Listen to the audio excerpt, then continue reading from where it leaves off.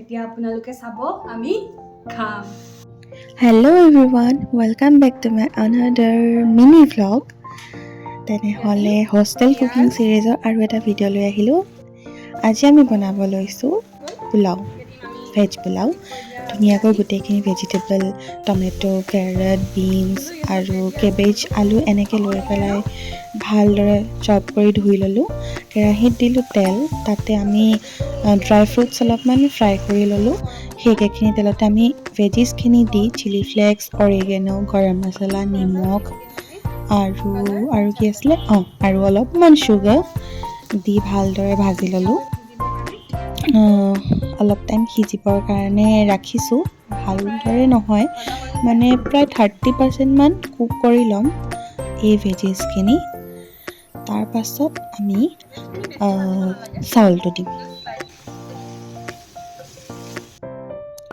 ভালদৰে ধুই থোৱা বাচমতি ৰাইচখিনি আমি এতিয়া দি দিলোঁ আৰু সেইখিনিও অলপ টাইম ভাজিম, একদম লাহে লাহে, যাতে চাউলখিনি ভাঙি নাযায়। কাৰণ চাউলখিনি আমি প্ৰায় 2 ঘণ্টামান পানীত তিয়াই ৰাখিছিলোঁ। যিহেতু কেৰাহীত বনাওঁ, গতিকে আমাৰ ইণ্ডাকশ্যনতে বনাওঁ, কুকাৰ নাই, গতিকে কেৰাহীতে চব বস্তু বনাওঁ।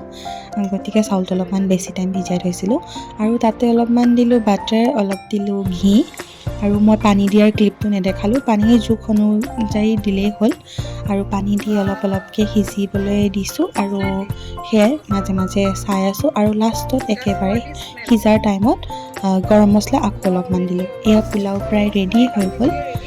এতিয়া আমি খাম। মাংস আছিলে আমাৰ লগত হাঁহৰ মাংসৰ লগত পোলাওৰে এসাঁজ খাম। এয়া পোলাও ৰেডি।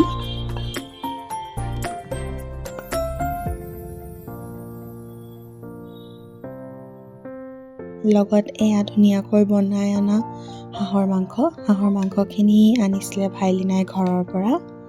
তাৰ লগতে আমি বনাইছিলোঁ বেঙেনা আলুৰ লাবৰা চব্জি, আৰু এয়া নেমু, পাপৰ আৰু সেয়াই পিঁয়াজ আৰু আচাৰ অলপমান। আমাৰ থালি ৰেডি। এতিয়া আপোনালোকে চাব আমি খাম। Bye bye.